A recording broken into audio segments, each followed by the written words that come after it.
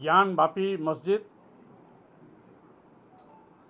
है, इसीलिए प्रकरण माननीय उच्च न्यायालय में गया है।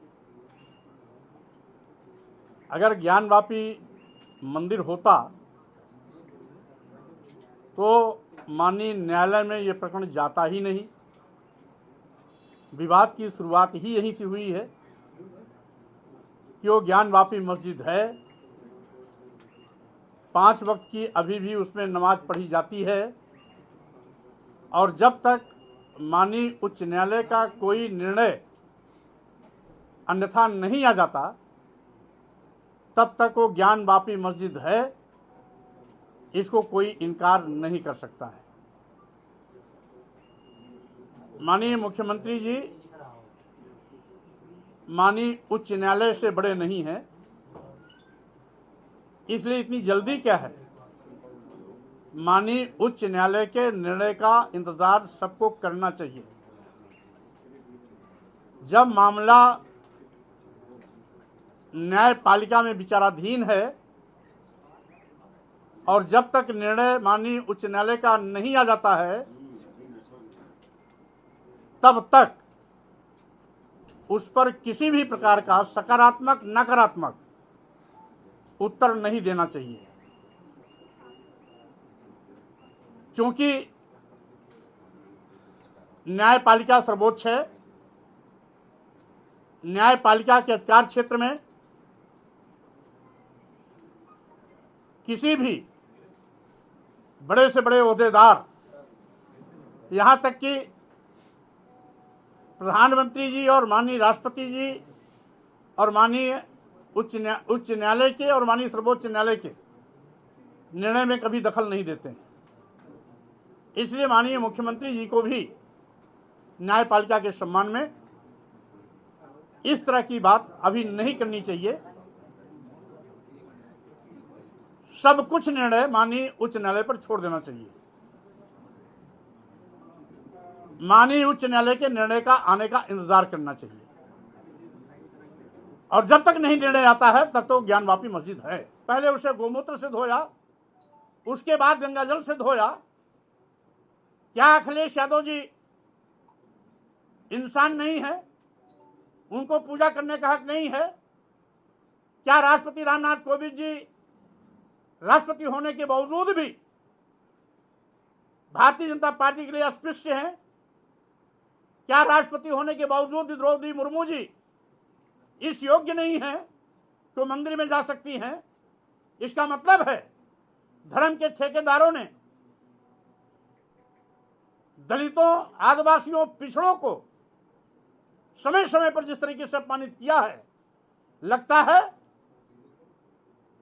हिंदू धर्म दलितों, आदिवासियों, पिछड़ों के लिए नहीं बनाया गया, यह केवल एक वर्ग जात के लिए बनाया गया है। और वही जाति वर्ग के लोग जब जिसको चाहते हैं मंदिर में जाने देते हैं, और जब जिसको चाहते हैं मंदिर में प्रवेश से मना कर देते हैं। यानी यह एक वर्ग विशेष का धर्म है। अगर आदिवासियों का धर्म होता, दलितों का धर्म होता, पिछड़ों का धर्म होता, तो शायद यह महामहिम राष्ट्रपति द्रौपदी मुर्मू जी के अपमानित करने का दुस्साहस नहीं करते, तत्कालीन महामहिम राष्ट्रपति रामनाथ कोविंद जी को अपमानित करने का दुस्साहस नहीं करते, अखिलेश यादव जी के कालिदास मार्ग खाली करने पर गोमूत्र और गंगाजल से धो करके अखिलेश यादव और पूरे दलितों, आदिवासियों, पिछड़ों को अपमानित करने का पाप नहीं करते, तो स्वाभाविक रूप से ये धर्म के हितैषी नहीं है, ये धर्म के दुश्मन है। और जिसके नाते बारी बारी से सबको अपमानित कर एक एक को धर्म के बाहर का रास्ता दिखाने का घिनौना खेल खेल रहे हैं। सर, जो मुहिम आपने शुरू की है, तो क्या ऐसा लगता है आपको कि बौद्ध धर्म का पूरा समाज अब आपके साथ, यानी कि समाजवादी पार्टी के साथ आगे रहेगा? जबकि प्रधानमंत्री मोदी कहते हैं कि बौद्ध धर्म हमारा अंग है, उनकी टीचिंग्स पर चलने की बात कहते हैं गौतम बुद्ध। दुनिया में भारत की पहचान बुद्ध से है, बौद्ध दर्शन से है। इसलिए हमारे देश का कोई भी प्रधानमंत्री या कोई भी राष्ट्राध्यक्ष, राष्ट्रपति देश के बाहर दुनिया के किसी देश में जाता है तो वो बुद्ध का ही हवाला देता है कि हम उस भारत भूमि से आए हैं जहां बुद्ध पैदा हुए थे। इसलिए क्योंकि दुनिया में भारत की पहचान बुद्ध से है, इसलिए माननीय प्रधानमंत्री जी, महामहिम राष्ट्रपति जी भगवान बुद्ध की बात करते हैं, बौद्ध दर्शन की बात करते हैं। लेकिन कल मैंने बद्रीनाथ धाम, केदारनाथ धाम के साथ साथ अन्य दर्जनों धामों के विषय में तमाम इतिहासकारों का पक्ष भी रखा। अगर हिंदू धर्म, बौद्ध धर्म एक ही है तो बौद्ध मठ तुड़वा करके हिंदू तीर्थ स्थल क्यों बनाए गए हैं?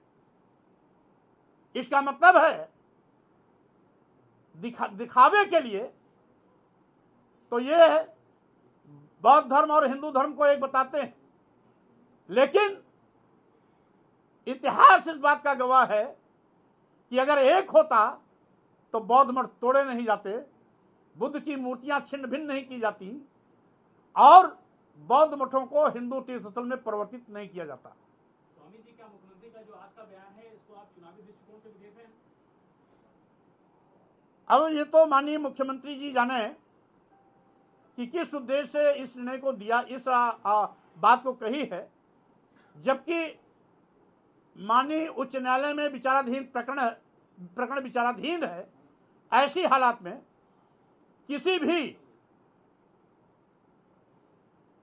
जिम्मेदार नेता को, मुख्यमंत्री को, प्रधानमंत्री को, मंत्री को या किसी भी पढ़े लिखे जानकार व्यक्ति को माननीय उच्च न्यायालय में लंबित होने के दौरान उस प्रकरण पर कोई भी बात नहीं रखनी चाहिए।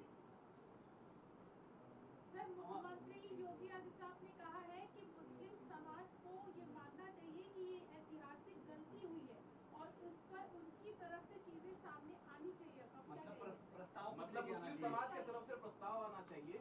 अब जब माननीय उच्च न्यायालय में प्रकरण विचाराधीन है, प्रस्ताव तो पहले मांग लिया गया होता, माननीय उच्च न्यायालय में जाने की नौबत नहीं आती।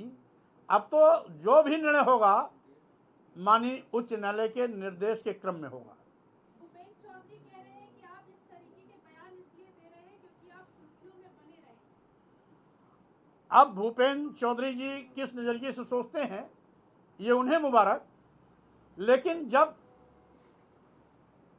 दर्जनों इतिहासकार का इतिहास साक्ष्य के रूप में सबके सिर चढ़कर बोल रहा है तो किसी को दर्द नहीं होना चाहिए, सच को स्वीकार करने का साहस दिखाना चाहिए। तो मायावती जी ने भी कि नेशन फर्स्ट होना चाहिए, ना कि मजहब की बात पहले होनी चाहिए, जो कि आप कर रहे हैं। इसीलिए तो मैंने कहा कि अगर नेशन फर्स्ट तो 15 अगस्त 1947 जिस दिन हमारा देश आजाद हुआ उस दिन के सभी तीर्थ धर्म स्थलों की यथास्थिति को यथावत स्वीकार करना चाहिए। जो लोग उसको इतर जाकर के मस्जिद में मंदिर खोजने का दुस्साहस कर रहे हैं, वही लोग इस विवाद को हवा दे रहे हैं, विवाद को आगे बढ़ने का रास्ता तैयार कर रहे हैं, क्योंकि इसी प्रथा के पर चलते हुए कल मंदिरों में लोग बौद्ध मठ खोजना शुरू कर देंगे।